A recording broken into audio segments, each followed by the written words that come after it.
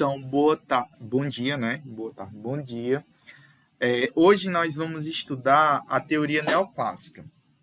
Vamos entender, primeiro, quando é que surge essa teoria. Ela não tem uma data exata de quando é que ela surge, tá certo? Mas ela vem depois da teoria comportamental, depois dos estudos da comportamental, e ela surge em paralelo também com outras teorias, com a teoria estruturalista e antes da teoria burocrática, que a teoria burocrática, que é a teoria da burocracia, ela surge um pouquinho depois da teoria clássica, a teoria da burocracia. Só que eu não coloquei ela próxima porque ela tem mais a ver com a teoria estruturalista do que eu segui pela linha de pensamento. Então, a gente viu a teoria da administração científica, a teoria clássica, a teoria das relações humanas, as decorrências da teoria das relações humanas, a teoria comportamental, e agora a gente está vendo a evolução da teoria comportamental com a teoria neoclássica. Falta a gente ver a abordagem sistêmica, que envolve as teorias da burocracia. Antes da abordagem sistêmica, tem a abordagem estruturalista, que envolve as teorias da burocracia e a teoria da burocracia e a teoria estruturalista. Pronto, aí depois vem a abordagem sistêmica, que envolve a teoria dos sistemas e a teoria contingencial, a teoria dos sistemas, a teoria da matemática e a teoria contingencial. E pronto, aí finaliza. São essas as teorias administrativas. E aí, vamos entender de onde é que surge essa teoria neoclássica. O prefixo neo significa novo, né? Assim, neo é um prefixo grego, acho que é grego, que significa novo. Clássica, né? Dá o entender da teoria clássica. Vamos entender o que foi que aconteceu naquela época. Nós vimos a corrente da abordagem científica, né, a abordagem clássica, tanto a teoria clássica como a administração científica, eles tentaram, de certa forma, resolver um problema clássico que as empresas tinham, que era aumentar a eficiência, né, aumentar a eficiência dos processos, aliado à satisfação do trabalhador. Só que, como a gente viu, eles não conseguiram resolver tal propósito, porque a teoria da administração científica focou apenas na eficiência dos processos, isso aumentou a produtividade, teve um aumento exponencial na produtividade, mas, em consequência, não olhou para o lado humano do trabalhador. A teoria clássica, ela se preocupou em deixar organizado a empresa, então se preocupou em deixar estruturado, né, de certa forma bem alocado, né, os departamentos, organizar a empresa, né? A teoria clássica, ela basicamente se preocupou em organizar a empresa, mas não se preocupou tanto também com o fator humano, né? Para os teóricos da teoria clássica, como Fayol e outros autores, né, bastaria organizar a empresa em departamentos que estaria tudo bem. E a gente viu que até isso não funcionou.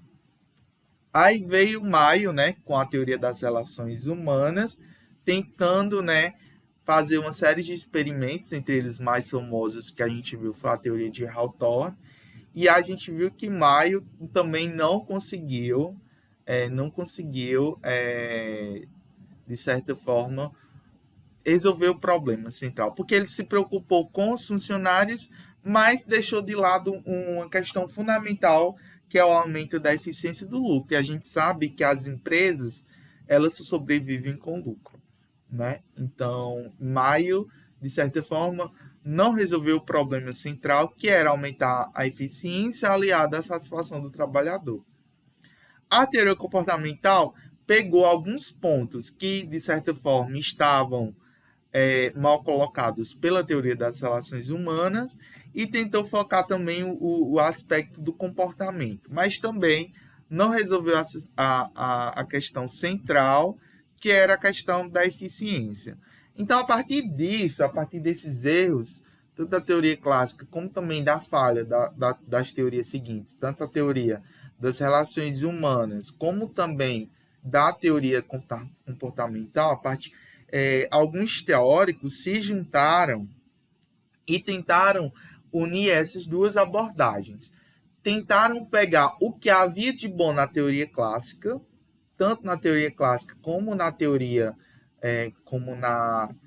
da administração científica, pegaram o que havia de bom na teoria clássica e na teoria da administração científica, pegaram o que havia de bom na teoria, tentaram, né, pegar o que havia de bom na teoria das relações humanas, na teoria de comportamental, e jogaram e criaram uma nova teoria, que eles denominavam de nova teoria clássica ou teoria neoclássica, que seria uma teoria que vinha exatamente para reafirmar, trazer o que havia de bom na teoria clássica e tentar reunir um pouco, né, tentar humanizar um pouco as organizações através, né, de uma preocupação maior com o trabalhador. Então é a partir daí que surge, né, a partir desse momento que surge a teoria neoclássica. Então, essa abordagem neoclássica, ela trabalha com os princípios da teoria clássica. Como eu falei, a teoria neoclássica, ela vai pegar aqueles princípios da teoria clássica. Quais eram os principais princípios, né? A ênfase na estrutura, a ênfase no papel do administrador, né, nas funções do administrador. Então, a gente vai ver, né, aquele ciclo PDCA, planejar, dirigir, controlar, organizar, né, tudo isso vai ser reafirmado pela teoria neoclássica. E aí ele pega aqueles princípios da teoria clássica e atualiza ele para as empresas atuais, para as organizações atuais. Tanto faz eu dizer organização como dizer empresas, são sinônimos, né? Organização, empresas. E aí, as principais características da teoria neoclássica são, primeira, ênfase na prática da administração. Então, lembre que a teoria clássica era uma teoria muito teórica, né? É até redundante dizer isso, é uma teoria muito teórica, mas era uma teoria muito descritiva. Era muito descritiva, assim como a teoria também comportamental é muito descritiva. Uma das críticas, né? Lembra?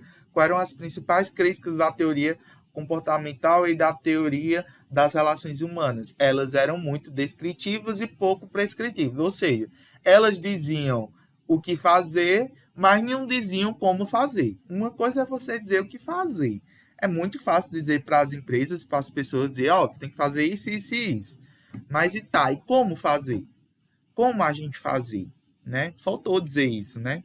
E aí a teoria neoclássica veio justamente para tentar sanar essa lacuna, né? Essa parte prática da administração, de como fazer as coisas, como unir os pressupostos clássicos com a humanização, né? Que a teoria das relações humanas e a teoria comportamental trouxe. E aí nós temos a reafirmação dos princípios da teoria clássica, né? ênfase nos princípios gerais da administração, ênfase nos objetivos e resultados organizacionais. Essa teoria, ela de certa forma, ela se desdobra em outra, né, que é a administração por objetivos, que a gente também vai ver na aula de hoje. E aí, um dos pontos, né, centrais nessa teoria é o ecletismo de conceitos. Ecletismo. Vocês já devem ter ouvido falar dessa palavra. O que é uma pessoa eclética? O que é considerado uma pessoa eclética? Ecletismo, eclético. Uma pessoa que é atlética, né? Eclética. O que é uma pessoa eclética? Tem seu próprio estilo? Não necessariamente. Por exemplo, diz assim, fulano é uma pessoa eclética em relação à música. É uma pessoa que escuta internacional, que escuta rock, que escuta forró, que escuta... Tudo um pouco, tá sempre aberto a ideias. Isso, Maria Clara. Isso. É uma pessoa que. É Esther, professor. A Esther. É porque eu tô olhando pro chat, eu não vejo quem é que tá falando. É porque tua voz é parecida com a de Maria Clara. Vamos lá. O que é uma pessoa eclética? É uma pessoa que gosta, né? Que vê várias coisas diferentes, né? Que olha para abordagens diferentes, ou que, de certa forma, como é que eu posso dizer a palavra? É uma pessoa que acredita em coisas diferentes e antagônicas, uma pessoa que gosta de ouvir várias coisas, ou que afirma novos conceitos. Então, a teoria neoclássica, ela tinha ecletismo de conceitos, assim, ela considerava conceitos até então antagônicos. Porque se você pensar, a teoria clássica e a teoria da administração científica visavam a questão da eficiência e, de certa forma, aliar a eficiência e com a satisfação do trabalhador poderia até ser o princípio de Taylor, né? Poderia ser até um dos principais objetivos de Taylor, mas o que a gente viu na prática foi que foram visões antagônicas. Taylor não conseguiu unir a satisfação dos trabalhadores com o aumento da produtividade através da eficiência. Ele não conseguiu isso. Maio também não conseguiu aumentar a satisfação do trabalhador e, com isso, também aumentar a produtividade. Ele não conseguiu isso. Então, de certa forma, unir esses conceitos, até então, não era uma coisa considerada possível. Então, a teoria neoclássica, de certa forma, ela pega o que há de bom, tenta unir o que há de bom em cada teoria e tenta utilizar esses conceitos de forma que as organizações possam se adaptar, né, à realidade e a cada teoria administrativa. Então, esse seria o ecletismo de conceitos. Ela considera diferentes conceitos de diferentes teorias para colocar a sua própria abordagem, né? A sua própria prescrição e descrição do que deveria ser feito em relação à administração da empresa. E aí, para os neoclássicos, para os teóricos neoclássicos, as organizações elas possuíam alguns objetivos comuns. Qual eram? O objetivo, alguns alguns teóricos também falam de missão, né? Eu acho que eu até já falei para vocês isso aqui, né? Que toda empresa boa, ela tem a missão, visão e valores, né? Eu até citei para vocês que empresa séria... A gente estudou isso em mundo do trabalho também. A gente fez até um seminário sobre a missão, a visão e os valores. Mas eu acho que eu também falei para vocês isso daqui. Falou sim. Então, vocês têm a memória... Olha, eu tô tomando um remédio que diminui a minha memória, né? Eu contei, né, para vocês que eu tô passando pelos problemas de saúde, né? E eu li na bula que o remédio que eu tô tomando, ele afeta a memória. E eu me considero uma pessoa que tem uma memória boa. Mas vamos lá. A missão é a razão de ser da empresa. Então, toda empresa, ela tem um objetivo comum, que não necessariamente é o lucro. Muitas pessoas vão dizer, qual é o principal objetivo da empresa? Lucro. Não é mentira dizer isso, porque todas as empresas, sejam organizações privadas, governamentais ou do terceiro setor, como a igreja, por exemplo, ela depende do dinheiro para sobreviver, porque nós vivemos em um sistema capitalista, que depende do capital, que depende da acumulação de riquezas. Então, todas as organizações, todas as empresas que estão inseridas no sistema capitalista dependem de dinheiro para sobreviver. Se a igreja não tiver o dízimo no final do mês, ela não vai conseguir pagar as contas de energia, de água, a conta lá do pastor, enfim, não vai conseguir sobreviver.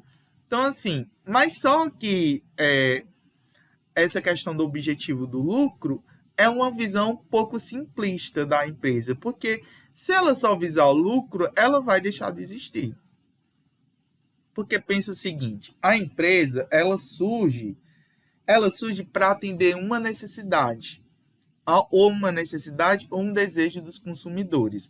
ela existe para trazer ou um produto ou um serviço para os clientes. Então, ninguém vai comprar um produto que não sirva, que não vai atender uma necessidade ou um desejo. Ninguém vai contratar um serviço que não vai servir para nada. Então, assim, a empresa, ela tem uma razão de ser.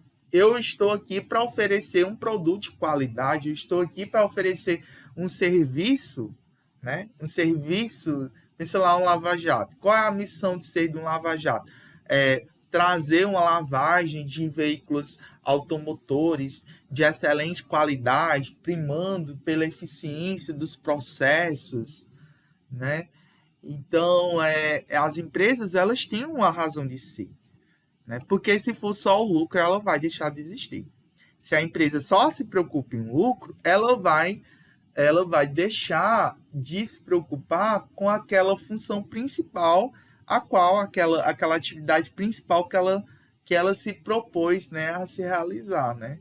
Aquela atividade principal pela qual os clientes, né, vão lá buscar aquela empresa. E aí, ó, vejam que para os neoclássicos, a gente volta lá para pressupostos da administração como a eficiência e eficácia. Quem é que tinha proposto esses conceitos aqui de eficiência e eficácia?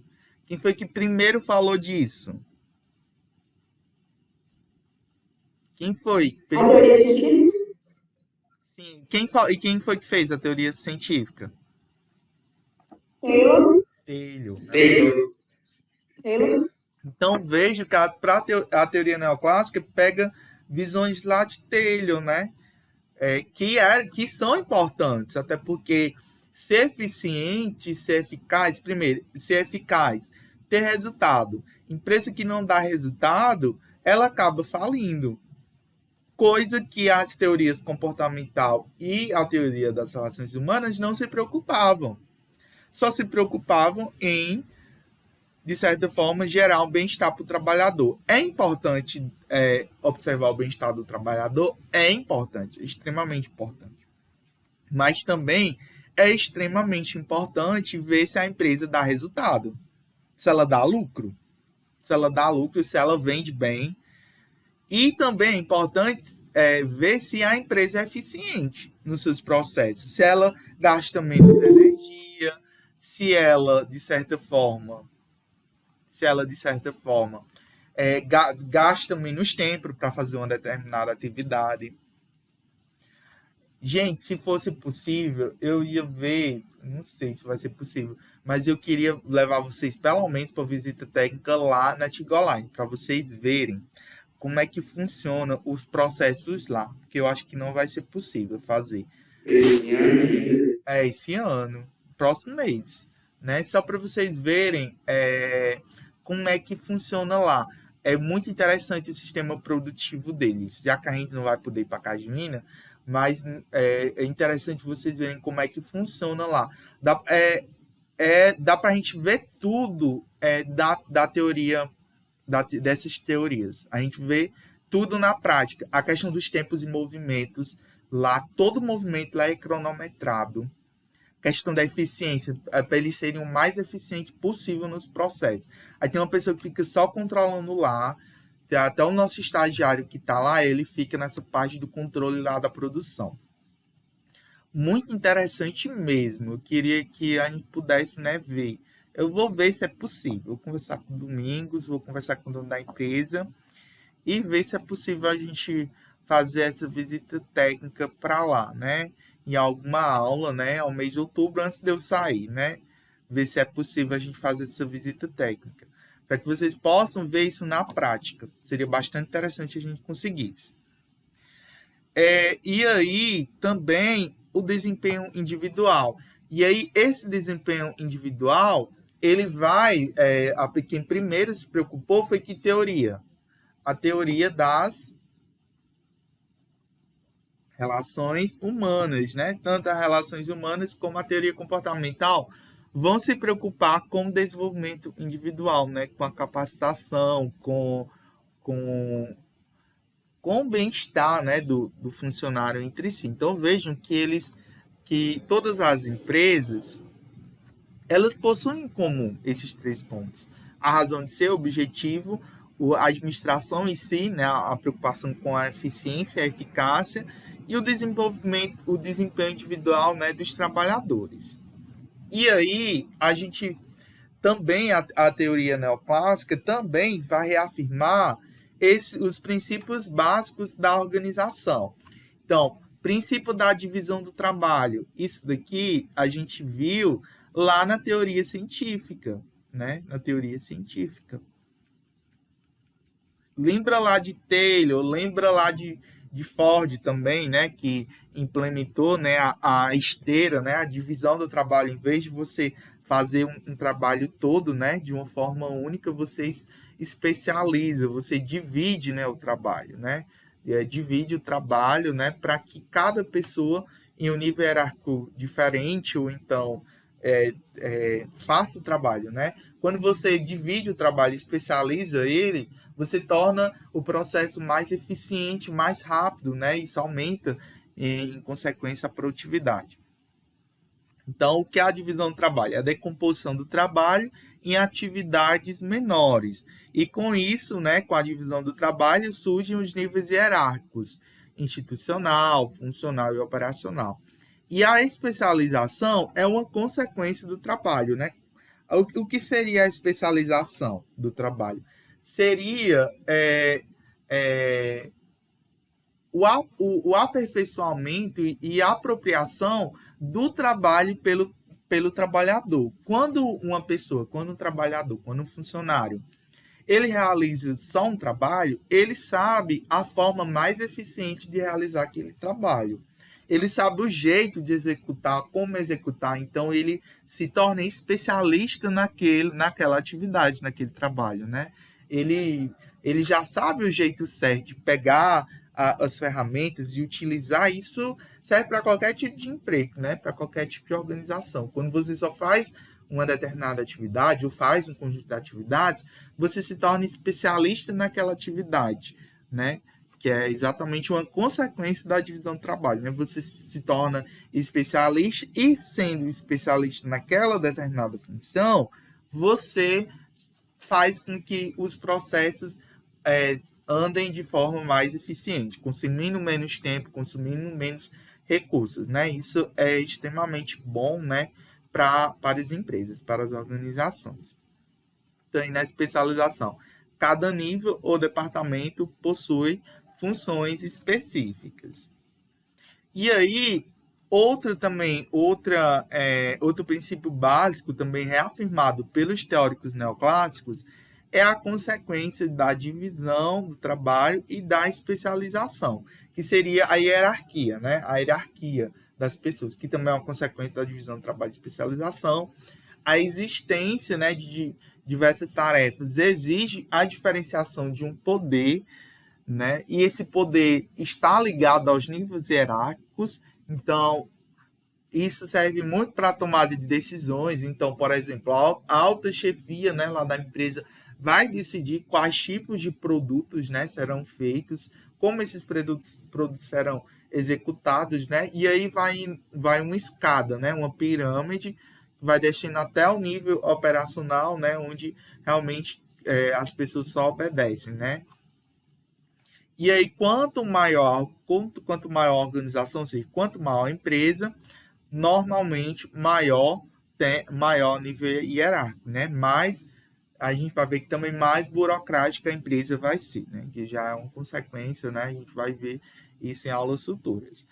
E aí, nós temos a aplicação dos conceitos de autoridade, responsabilidade e delegação. Autoridade, né? Um ponto muito interessante que a teoria neoclássica vai trazer é o que a gente chama de empowerment.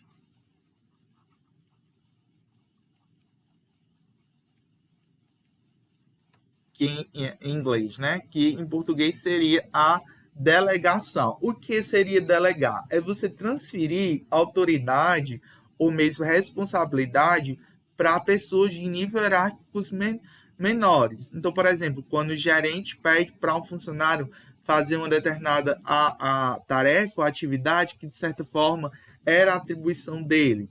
Então ele delega, em vez dele fazer tudo, concentrar tudo nas mãos dele, ele vai delegando funções para outra pessoa, justamente para que essas pessoas possam fazer, né, de certa forma mais eficiente, ou de certa forma para que desafogue um pouco dele, né? E, às vezes tem chefes que centralizam demais, né? Centralizam demais o poder e centralizam demais as funções e acabam ficando sobrecarregados. Então, quando eles delegam, né, transferem essa autoridade, essa responsabilidade, o trabalho flui mais, né? O trabalho é executado de uma forma mais eficiente. A autoridade, né? Ela é alocada em cargos e não em pessoas. Isso é muito importante, né? Saber diferenciar o cargo da pessoa, né? Isso é muito importante e muitas pessoas confundem, né? Chegam a confundir a pessoa com o cargo. Isso é muito ruim, né? Porque quando uma determinada pessoa ela está num cargo de um nível superior e você tem uma amizade, de certa forma, quando a pessoa é superior, ela tem que tomar algumas decisões que, de certa forma, vão desagradar aquelas pessoas que estão em um nível hierárquico inferior. Então, perceber que a autoridade ela está no cargo e não na pessoa, né? Isso é muito interessante para que você não antipatize aquela pessoa, né? Saber diferenciar o profissional do pessoal, né? Isso é um aspecto também muito importante, né, que a teoria neoclássica trouxe. Essa autoridade, por ser alocada no cargo, ela tem que ser aceita pelos subordinados. O que são subordinados? São aquelas pessoas que aceitam, né, aceitam de certa forma a obedecer certas regras ou a obedecer certos cargos, né, certas pessoas. Então, quando eu sou subordinado a um determinado cargo, uma determinada pessoa, quer dizer que eu atendo, de certa forma, né, as ordens, os comandos, as atividades que são postas por mim por outra pessoa, né? Então, a autoridade que está posta naquele cargo, ele deve ser aceita, né, por aqueles subordinados. E essa autoridade, ela flui, né, do nível hierárquico de cima, né, para baixo. A responsabilidade, ela diferente da autoridade, ela é inerente à pessoa e não ao cargo, né? Supõe-se que todos os cargos têm uma certa responsabilidade, mas aí a responsabilidade em si de chegar todo dia, de cumprir, né, de ser regular na questão da frequência, a questão de cumprir horário, de fazer as tarefas bem feitas de forma eficiente, de dar resultado, é algo inerente à pessoa, a nível pessoal, e não ao cargo em si, né? Então, a responsabilidade é o dever de desempenhar o cargo ou tarefa de que é entregue, né, pela pessoa. E aí a delegação, né, que eu falei para vocês, que é o empowerment, né, que é alocado no cargo, né, que é o processo de transferir autoridade e ou responsabilidade para níveis inferiores da hierarquia na empresa. Então, para que uma pessoa, né, um chefe superior possa delegar, possa transferir essa responsabilidade, ele pode tanto delegar uma tarefa inteira, ele deve pensar qual é a pessoa certa, né? Não adianta você delegar tarefas ou funções para pessoas que não vão saber executar aquela função ou não vão executar de uma forma correta. Deve proporcionar uma informação constante e adequada para que aquela pessoa consiga realmente fazer aquela tarefa de modo esperado e deve avaliar e recompensar pelo desempenho feito, né? Não adianta você só transferir, só delegar, né? A pessoa vai pensar, aquela pessoa que está recebendo aquela tarefa, vai pensar que está sendo explorado, né? Se você delegar demais, delegar tarefas e não recompensar e não avaliar, né? Aquela pessoa vai pensar, fulaninho está me fazendo de besta, né? Jogando o trabalho dela para mim. Então, deve-se avaliar, recompensar essa pessoa, né? Pelo aquele trabalho que ela fez que estava além do que era a atribuição dela lá na empresa. E aí, outra questão também do princípio reafirmada pela teoria neoclássica é a amplitude administrativa. O que seria essa amplitude administrativa? Diz o seguinte, que cada gestor, ela refere-se ao número de subordinados que cada indivíduo pode ter. Ou seja, cada chefe, cada gerente, ele só pode dar de conta de um número certo de funcionários. Então, o supervisor, ele só vai poder tomar de conta de um número certo, né, de pessoas. Por exemplo, na escola. Na escola, nós temos 3 coordenadoras, né, que seriam um cargo intermediário, né, entre a direção e entre os professores e outros funcionários. Então, pensei, uma escola grande como a EP, que tem muitos alunos, que tem muitos professores, que tem muitos funcionários, seria muito difícil para apenas um coordenador dar de conta. Então, nós temos 3 coordenadoras, né, no caso. Tem uma coordenadora que só lida com a base técnica, tem outra coordenadora que só lida com a área de linguagens e a área de ciências humanas, outra que vai lidar com as áreas de matemática e ciências na natureza, né? Então, cada coordenadora, né, vai acompanhar um número X de professores, né, de subordinados.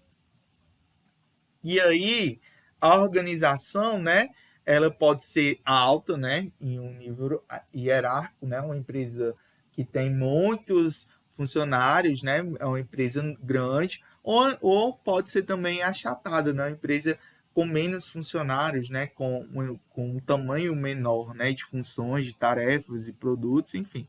Então, essa amplitude administrativa, ela vai ser colocada de acordo se a empresa vai ser alta, né, quanto mais complexa for a empresa, mais funcionários ela tiver, né, mais eu vou ter que dividir, né, essa amplitude administrativa para mais supervisores, para mais gerentes, né? E quanto mais achatada ela for, né, menor ela for, né, menos eu vou ter que me preocupar, né, com essa questão da amplitude administrativa. E aí, outro princípio também é a questão da centralização e descentralização. Essa centralização e descentralização refere-se à alocação da autoridade nos indivíduos, né, quanto à tomada de decisão. Quando a empresa ela é centralizada, ela geralmente centraliza todas as decisões no chefe, né, no dono da empresa. Então, o dono da empresa, ele centraliza tudo, centraliza todas as decisões, né, todas as decisões da empresa. Então, é o que a gente tem unidade de comando, né, quando o chefe, de certa forma, centraliza tudo. E quando nós temos uma empresa descentralizada, você, de certa forma, transfere para os subordinados essa capacidade de poder tomar decisões dentro da empresa. Então, você meio que delega, né, transfere um pouco, né, descentraliza aquele poder, né, de tomar decisões dentro da empresa. Então, aqui nós temos o que chama-se de supervisão funcional, né, de forma que os subordinados, né, vão poder também contribuir, né, com as decisões da empresa. E aí nós temos as vantagens da centralização e as desvantagens da centralização. Quais são as vantagens da centralização?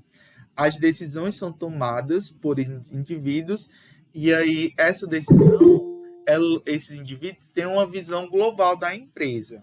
Então, quando você centraliza a decisão em uma única pessoa, de certa forma, o chefe, né, quem realmente criou a empresa, que é dono, ele, de certa forma, ele tem uma visão global. Ele pensa, de certa forma, em todos, ele vê todas as variáveis que estão, de certa forma, por trás daquela decisão. E aí, os tomadores dessa decisão, geralmente, né, eles são mais experientes e capacitados, né, para tomar essa decisão, e as decisões são mais consistentes com o planejamento. Então, quando você centraliza, de certa forma, você tem indivíduos mais experientes, né? Aquele indivíduo vai se preocupar com a visão global da empresa e, de certa forma, aquela decisão ela tem um maior planejamento. E quais são as desvantagens dessa centralização das decisões? Quem toma a decisão, de certa forma, está longe do dia a dia da empresa, né? Tem chefes, de certa forma, que nem pisam, né? Transferem toda a responsabilidade para os gerentes, né? Isso vai muito em empresas grandes, né? Dificilmente os chefes estão lá todo dia, né, na empresa. Os executivos também têm pouco contato com os funcionários, né? Porque, querendo ou não, quem está lá na ponta, no nível hierárquico, ele sabe como fazer o trabalho de forma eficiente. Ele sabe o que realmente, quais são as dores da empresa, né? Realmente o que a empresa está pecando, o que realmente a empresa deveria fazer. Então, esses funcionários, de certa forma, eles poderiam contribuir com essa tomada de decisão, né? Então, os executivos, eles têm muito pouco contato, né, com os funcionários. E as desvantagens é que você tem um caminho complexo, né, das comunicações, porque até que aquela decisão tomada lá pelo nível hierárquico superior chega até o funcionário, acaba que ocorre ruídos, né?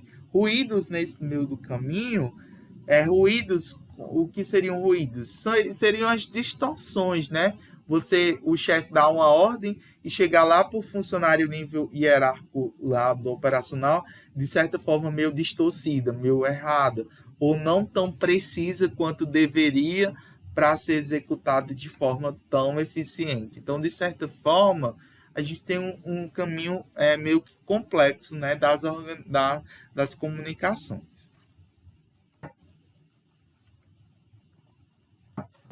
E aí, um ponto central também que a teoria neoclássica vai trazer da teoria clássica e vai reafirmar são as funções administrativas e o processo administrativo, né, que é feito pelo ciclo PDCO, né, planejar, dirigir, organizar, planejar, dirigir, controlar e organizar, né? Então, a todo momento, quando eu falei lá na teoria clássica, a todo momento os administradores, né, as pessoas que estão ligadas à administração da empresa, eles planejam, né, dirigem, controlam, né, e organizam, né, os processos, os fluxos, as pessoas, as atividades, o trabalho. Então, as funções do administrador são essas, né? Planejar, dirigir, né, controlar e organizar, né, os fluxos e as pessoas para que eles aconteçam de modo tanto eficiente e eficaz.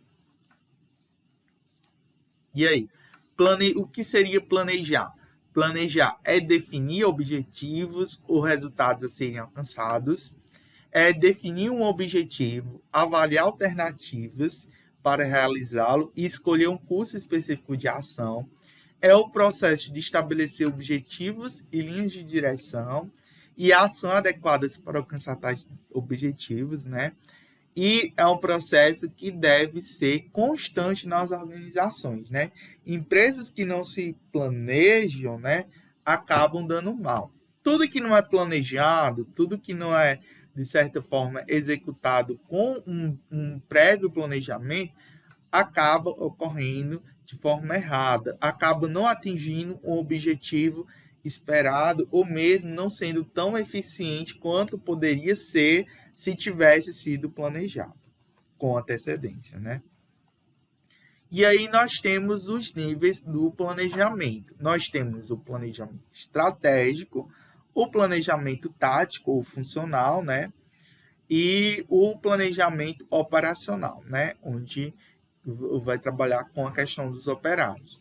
Então, o nível do planejamento estratégico, ele é formulado pela alta administração da empresa, que vai definir a visão, né? A visão é onde a empresa quer chegar, a missão, a razão de ser da empresa e os valores da empresa, né? Esse é o planejamento estratégico, né? Onde a empresa realmente, os gestores vão definir o futuro da empresa, aonde realmente que a empresa quer chegar, né? Nos processos com que ela faz. Então, é aqui onde eu vou colocar os objetivos a longo prazo e as formas, né, de atuação no mercado. O plano funcional, aqui é o plano estratégico, o plano funcional ou tático, tanto faz, né? Vai ter autores que vão falar em plano tático. Seria o nível intermediário, né? Seriam gerentes, né? Que nem são donos e nem estão no topo operacional, né? São os gerentes, né? Eles definem os objetivos e custos da ação, né? Em áreas funcionais da organização. Aí seriam os departamentos, né?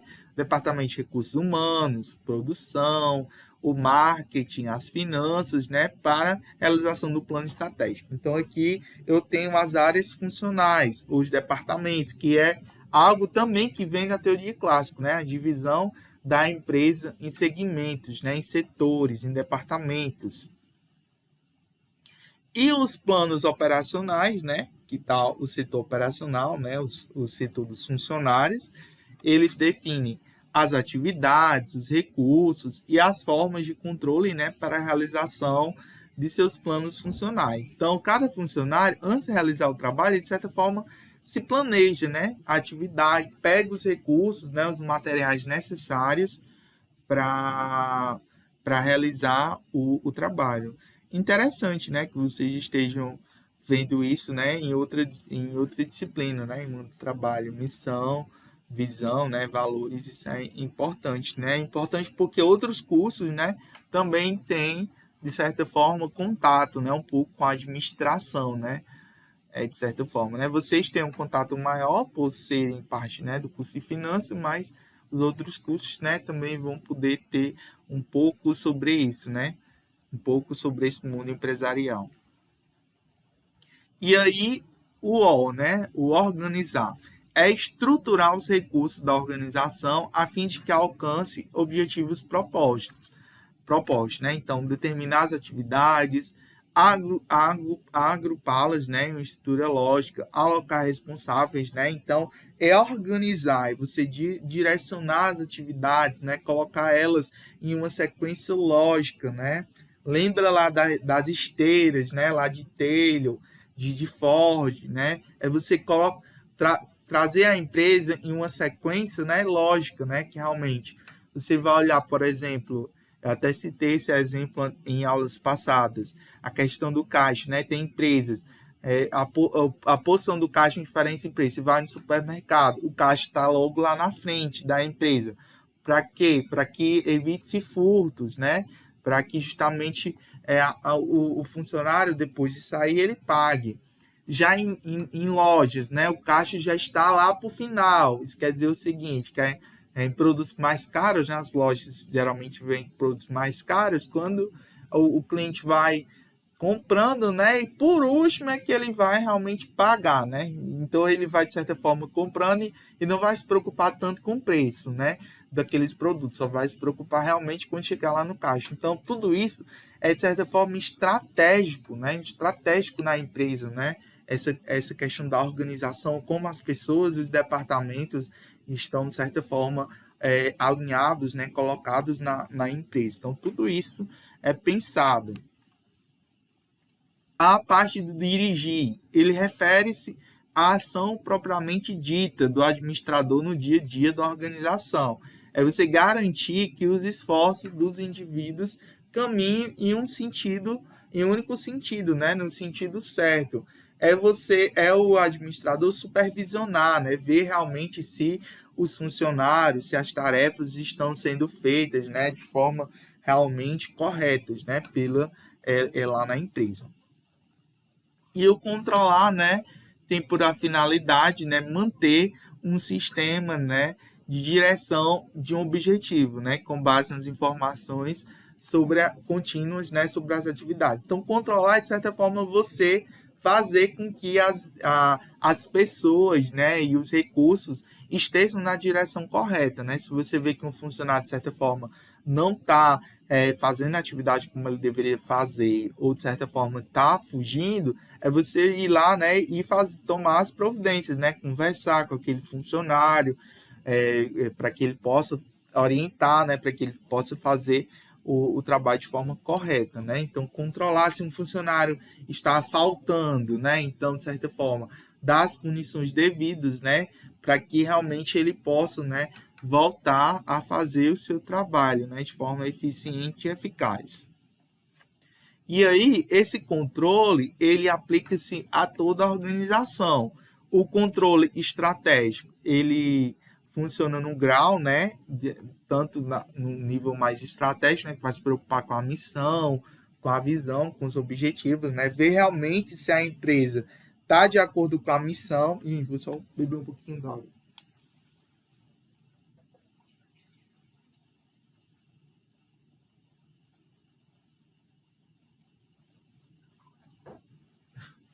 Tô com minha garganta seca.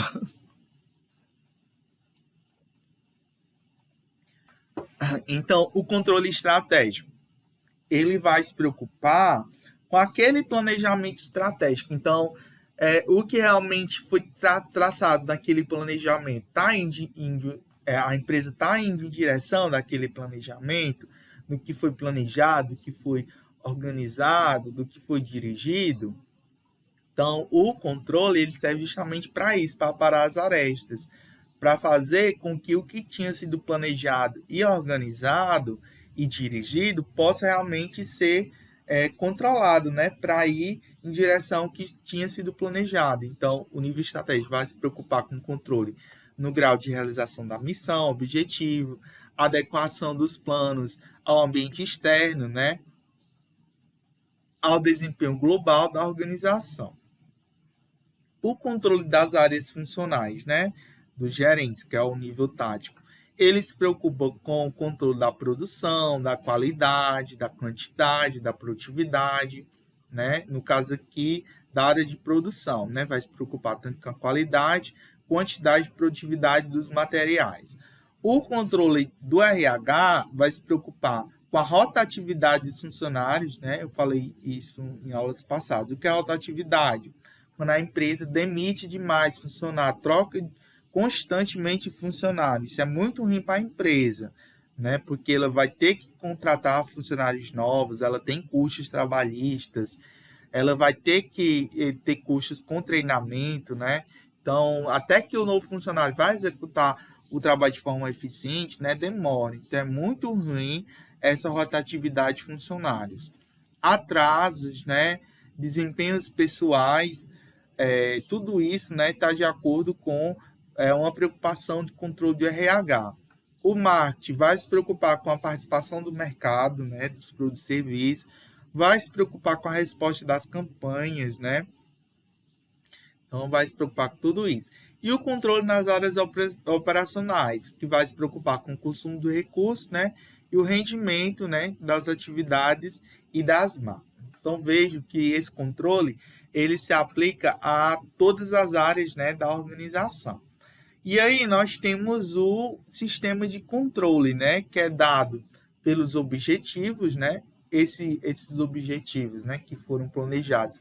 Ele tem um certo padrão, né, e um processo de execução. Esse processo de execução tem as atividades, né, que vão gerar resultados. E aqui esses resultados eles vão ser comparados com o padrão, né, com o padrão que eu esperava que eu realizava. E aí eu vou comparar e vou dar o feedback, né? Se realmente o que foi planejado está exatamente com o que foi executado. E se não for, aí eu vou realizar o sistema de controle para que essas atividades venham de encontro ao padrão esperado, né? Então, eu vou medir, né, se realmente foi igual ao que eu estava esperado, se foi maior, além do que eu estava esperado, ou foi menor, né? E aí, se for menor do que eu estava esperado, eu vou justamente fazer, né, as intervenções, né, de controle para que aqueles processos, aquelas atividades sejam executadas, aquelas pessoas, né, façam o que deveriam ter sido, o que estão sendo pagas, né, para fazer, né? E aí a comparação do resultado em relação ao planejado. Quando ele é maior, né, quando a comparação é maior, né, o resultado acima do planejado, podem ser dadas recompensas pode-se aumentar o objetivo planejado. Quando a comparação é igual, o resultado é igual ao planejado, pode ser dado uma recompensa e pode-se manter o que estava sendo planejado. E quando essa comparação é menor, o resultado abaixo do planejado deve ser tomada uma ação corretiva, né? Para que realmente aquela comparação com o padrão, né, esperado, vá de encontro, né? Então, pode-se reduzir também o objetivo planejado. E aí, a gente vai no ponto que é meio que uma decorrência dessa teoria neoclássica, que seria a teoria da administração por objetivos. Na verdade, não é nenhuma teoria, é um processo, né? A administração por objetivos, o APO, é um processo, né? No qual os funcionários identificam objetivos comuns, definem suas responsabilidades e traçam uma linha, né, guia de ação. E aí você tem um estabelecimento conjunto de objetivos entre gerentes e subordinados, né, juntos, tanto o gerente quanto os subordinados, eles fazem um estabelecimento, né, veem os objetivos em comum para serem atingidos dentro da organização. Há também um estabelecimento de objetivos para cada departamento ou posição. Há uma interligação entre vários objetivos departamentais. Há uma ênfase na mensuração e no novo controle dos resultados. Há uma contínua avaliação, revisão e reciclagem dos planos, né? Há uma participação atuante da gerência dos subordinados e há um apoio intensivo do staff. O staff, eu acho que eu já falei em aulas passadas. O que é o staff? O staff é o assessoramento.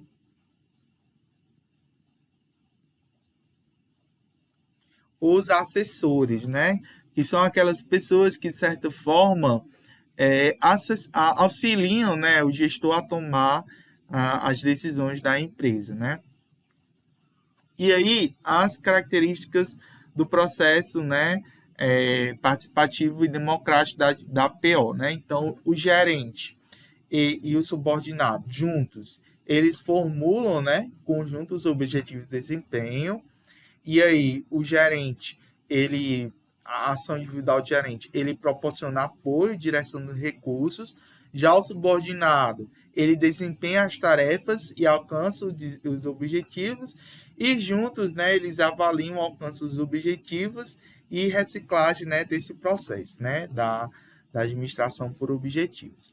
E essa administração por objetivos é um ciclo contínuo, né? Primeiro, eles fixam os objetivos, né? Elaboram o plano estratégico da empresa e aí cada departamento vai fixar, né, seus objetivos, né? Vão elaborar um planejamento tático do departamento, vão fazer o desdobramento, né, desse plano tático em planos operacionais, vão executar esses planos, vão revisar esses planos e vão avaliar os resultados, né? E aí é um ciclo contínuo, né, da APO. Aí a importância, né, de fixar os objetivos. Esses objetivos, né, essas tarefas, que também poderiam ser metas, né, também proporcionam uma diretriz, uma finalidade comum, permitem, né, o trabalho em equipe, eliminam tendências egocêntricas, né, de só uma pessoa que faz, né, servem de base para avaliar planos e evitam erros, melhoram as possibilidades de previsão de futuro, quando os recursos são escassos, ajudam a orientar e prever a distribuição criteriosa. E aí você tem a hierarquia, né? Os objetivos estratégicos são objetivos organizacionais e globais, os objetivos no nível tático, né, são objetivos departamentais, e os objetivos operacionais são os objetivos de cada atividade. E aí você tem, né, alguns benefícios e problemas, né, com a administração por objetivos. Os principais os principais benefícios. Você tem um aclaramento dos objetivos. O que é o aclaramento? É você tornar claro, né?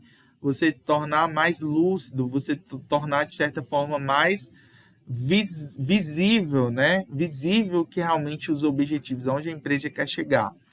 Você tem uma melhoria no planejamento padrões mais claros para o controle, aumento da motivação das pessoas e uma avaliação mais objetiva dos resultados. E uma melhoria também da moral, né, dos funcionários e também dos gestores. E os problemas, né, com a administração por objetivos. Você tem a correção dos funcionários, dos subordinados, né? Pode haver correção para que eles possam atingir, né, os objetivos. Você tem a aprovação de talvez, né, se tem a aprovação de objetivos que são incompatíveis, né, com a empresa ou mesmo com os funcionários, né, com os subordinados. Você tem um excesso de burocracia, né, um excesso de papeló, né, de papel, uma focalização entre resultados mais facilmente mensuráveis, né, do que sobre resultados mais importantes, e uma perseguição rígida de objetivos que poderiam ser abandonados. E aí a gente tem a transição do estilo administrativo com a APO. Aí você tem a pré-APO, você tem a administração do cotidiano, né? Visualização para dentro da empresa. Deixa eu fazer a comparação. No caso do pré-APO, você tem a administração do cotidiano, após a APO, né, você tem a focalização no futuro. Antes da APO, você tem visualização para dentro da empresa. Após a APO, você tem a visualização fora da empresa. A pré-APO, você tem a orientação para os produtos. Após a APO, você tem a orientação para as pessoas. Pré-APO, você tem a orientação para a organização. Após a APO, você tem a orientação para os clientes. Pré-APO, você tem a orientação para as atividades. Após a APO, você tem a orientação para os resultados. Pré-APO, você tem a administração da rotina. Pós-APO, você tem a criação de inovações. Pré-APO, você tem a ênfase no como. Pós-APO, você tem a ênfase para quê. Pré-APO, você tem o foco no dinheiro, máquinas e materiais, né? Mais para a questão da teoria clássica em si. Pós-APO, você tem o foco nas pessoas, na mentalidade e no tempo. Pré-APO, você tem o controle centralizado e funcional. Pós-APO, você tem a iniciativa descentralizada dos subordinados. Pré-APO, você tem um estilo autoritário, né, a liderança autoritária. Pós-APO, você tem um estilo mais participativo, né, democrático.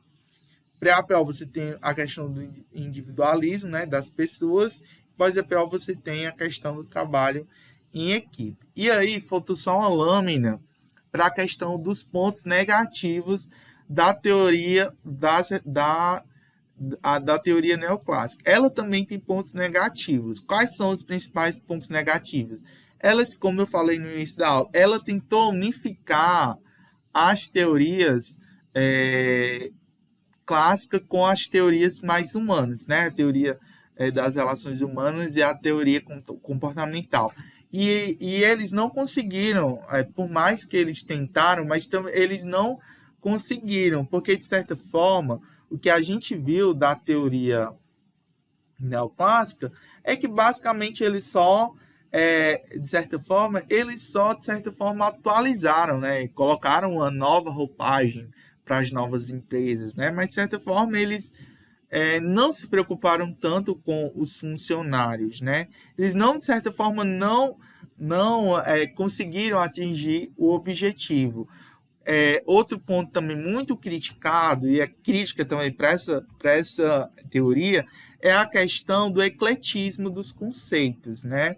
Você pegar várias teorias e tentar encaixar numa é complexo, porque você não consegue, de certa forma, conciliar visões, de certa forma, divergentes, porque os funcionários têm seus objetivos, têm suas pretensões, e a gerência tem outra. Então, de certa forma, você motivar os funcionários a realizarem um trabalho, né? Estarem motivados para realizar um trabalho e, de certa forma, a empresa está buscando lucro. Então, até que certo ponto, os objetivos individuais vão estar de acordo com os organizacionais. Então, a abordagem neoclássica não conseguiu fazer isso.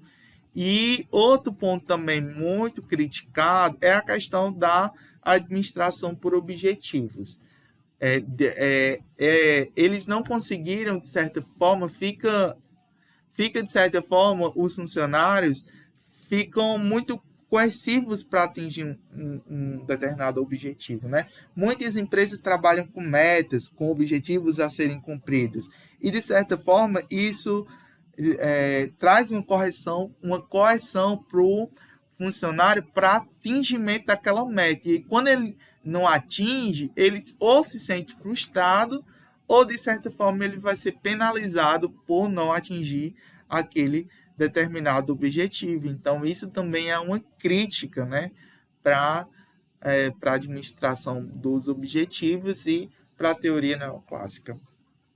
Alguma pergunta, alguma dúvida em relação a essa teoria?